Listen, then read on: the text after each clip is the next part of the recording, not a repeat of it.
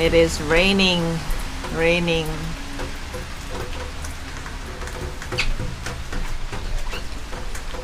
Raining like crazy. Yeah. And it's angled. It's on jack stands right now because the tire is off, and it's angled so that some of the water is getting in here, unfortunately. So this is not great, but we'll figure this out. We are on day 14, supposedly, but I don't know what we can do right now. We're also a little short on supplies. So, yeah, we'll do the best we can. I hope you guys enjoyed the video. So over here, Kyle is fabricating a solution, temporary solution to kind of avoid getting the camper more soaked. So we're temporarily using the flashing as a diverter.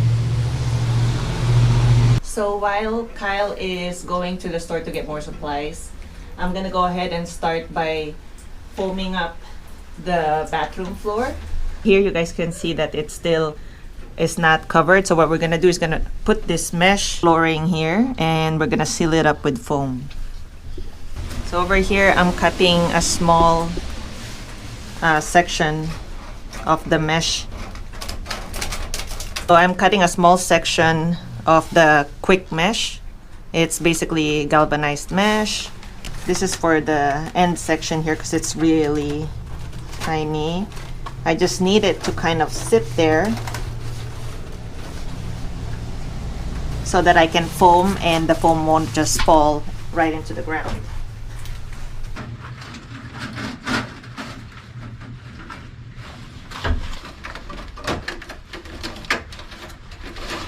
It's such a cramped area, so this is the best angle I can get for the camera.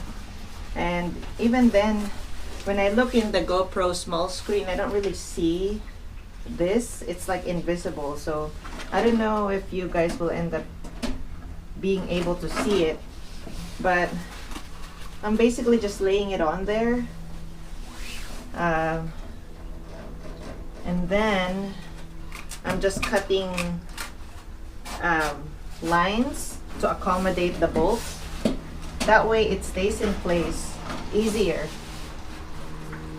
and at the same time it covers the area better. Next, I'm going to check the underside to make sure that it's not bulging out too low. The mesh, I mean, so the mesh is not bulging out. So I'm gonna go on the underside of the trim.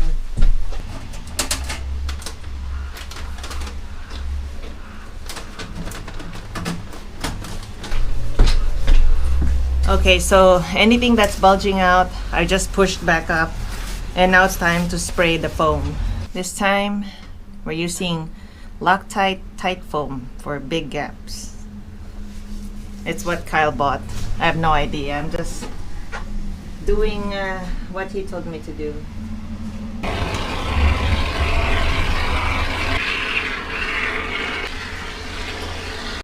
All right, foaming and mesh all done. So we have to wait for this to dry. I'll take a while, some hours, before you can actually cut it, because otherwise it's just sticky. It needs time to cure, and that's what it looks like. It always expands, and I always miscalculate how much it expands, so there's going to be a lot of cutting involved once this is cured. And the rain hasn't stopped. It's still pouring. It's crazy. Since I'm not leading this project, I'm not really sure what's next on the list. So I'm gonna have to wait for Kyle to get back from the store before we can continue, because this is the only thing he told me to do and I finished it, and he's still not back. I hope this rain stops. Otherwise, we can only really work inside the camper because it's really pouring out there. This is what the underside is looking right now. The camper is just getting soaked.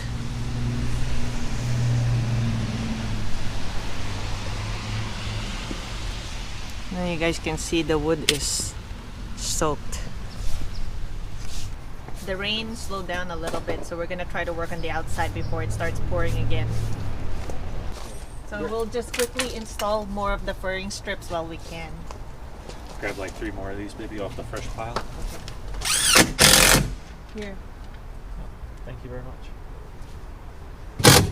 There's a lot of knots on here, so I have to put a screw above and below each knot. That way, if it breaks. Yeah.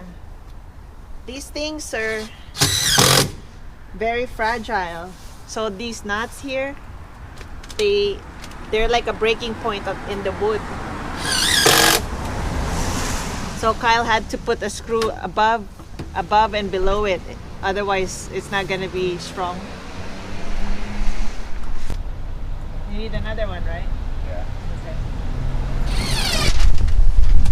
The wind is picking up. It might start pouring. Okay, we gotta hurry up a little bit.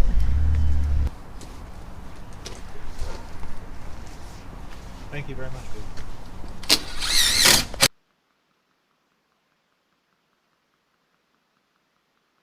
Perfect use for these broken furring strip, since we need a shorter one for one that goes above the wheel. I literally have to hold the camera because the wind is strong. It knocked the GoPro off earlier. The rain is picking up bad. I'll finish this board and then we're gonna have to stop. Yeah, we'll do the inside instead. I don't know if you guys can see this, but we're basically taking a shower right now. Well, what can we do for the inside in the meantime? Oh shoot, I didn't know it. Did you see that? What, the foam? Yeah. Yeah, I knew it was gonna blow up pretty good. You did? You knew that? I knew it was gonna blow up pretty good. I didn't know it was gonna go that much, but Yeah, I didn't know that it expands this much. Oh no. I was afraid I didn't put enough foam. So I put enough foam, but then it's like a bubble bath here right now. The rain is starting to be sideways. Before we can start working inside, we gotta clear some of this out. We can't step on it because they're really poorly built wood and they will just crack. So we just gotta put them somewhere else. the other thing that we can do is the wiring. And the wiring will take a little bit of time, so that might be good. Okay. So I thought about putting an outlet in each corner, so 4 outlets basically. That would allow you to plug anything in that you need. On the outside, I think there needs to be an outlet in and an outlet out. So an outlet in that will power the entire system from the generator, and then an outlet out for the just any power needs that are outside. Now that I'm saying that, I realize I need one more outlet probably. But then with the switches, I thought there probably needs to be 4 switches. One switch will control, and I say light switch, I mean switch. One will control the light, another will control the fan, another would control the light in here, and then the 4th one would control any accessory lighting in here. I have a 3 gang, I have a 4 gang, and then I have a bunch of 1 gangs. So the United States is in a supply crisis right now, and it's really hard to get some products that are manufactured overseas, particularly little stuff that's manufactured in China that's shipped over in bulk. It's all sitting in a ship somewhere waiting to be unloaded. This is literally the only thing I could source at all of the big box stores around here. It's a high voltage 1 gang box, so it's way beyond what we need. It's got this little access flap here to put in extra large high voltage wires, and then it becomes a 1 gang just like that. They're $2 more a piece than the regular one, but they were literally only the only 1 gang they had, the 1 gang switch. By the way, the number of gangs is the number of slots. I don't know why they call them gangs, but it is what it is.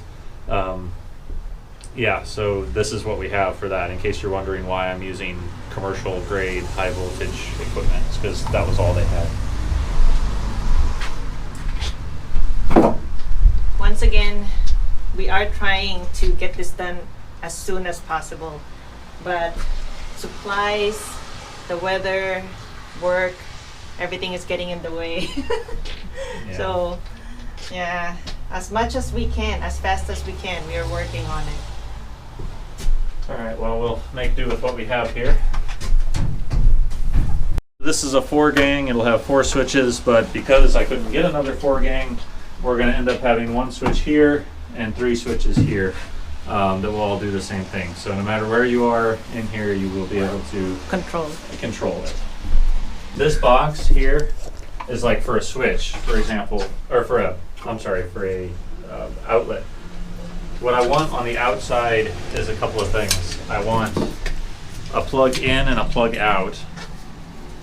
So these will be on the outside. One set of these will be for power coming in.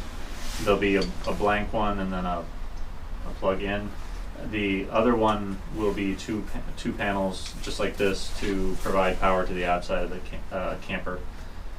And then in order to control it all, it would be nice to have this switch on the outside that will go inside this cover here. This is a nice on-off indicator light. What I'd like is for this to be facing out. Do I want it facing out or do I want it facing in? I guess it would probably be on the inside. And in order to turn the whole system on, you would do this and it would indicate that the whole system is on. And then to turn it off, you would turn that off there. So it's like a main disconnect switch, basically. I put these plates on. You're supposed to put them on to prevent any nails from going into the wire when you do the interior. So that way you can't, because you won't be able to see where this wire is once you cover it up with plywood. So you want to punch a nail through it. So I've got a main wire to the main cutoff switch, which will be right here, I've decided, and then a wire coming back from it. This is the wire coming back from it, so I'm going to feed this up into box here. And this wire that comes down here will be for the generator plug. This will go out into the box that will be here, which will penetrate to the outside, which is where the generator will plug in to the unit. So I was to the camper. So I was just deciding how much spare wire I want to have to be able to do that configuration. This is the first run out to the first switch. So it goes from the main junction box here up and around, down and around, and then comes around over here, and this will serve switch number 1. Well, I actually need to buy a special kind of wire. This is 12-2. It's confusing. This is 12-2 wire, so it has ground, black, white. So 12-2 is 12 gauge 2 main wires, and then plus you get a third ground in there. So I actually need to buy 12-3, which is ground, black, white, and red, because I want to make these 3-way switches. So when you, for example, this is the main lights right here, right? So let's say I'm walking into the trailer and I want to turn on the main lights, I'd hit this switch here. But then let's say it's 6 hours later, I'm ready to go to bed, and I'm over here having just gotten out of the shower. I want to be able to hit the main lights off here while also still enabling that switch. That's a 3-way switch, and so you have to have a special wire that runs between the 2 switches. So I got to pick that up. I'm relearning all these skills that I learned 15 years ago. So I've actually used them as recently as 5 years ago, but it's still, you remember it after a while. But meanwhile, we are close to sunset once again. Feels like the sun never really rose today, actually, but it's starting to get dark again, and we're running short on supplies. What's new? The rain slowed down, but I mean, it slowed down when it's starting to get dark, which is counterintuitive now. Anyways, I hope you guys enjoyed this episode, and if you did, please don't forget to like and subscribe, and don't forget to leave comments, especially if you have questions. We always read those comments, and we will see you guys on the next video next Wednesday, and more motorcycle videos on Sundays. Take care, ride safe everybody.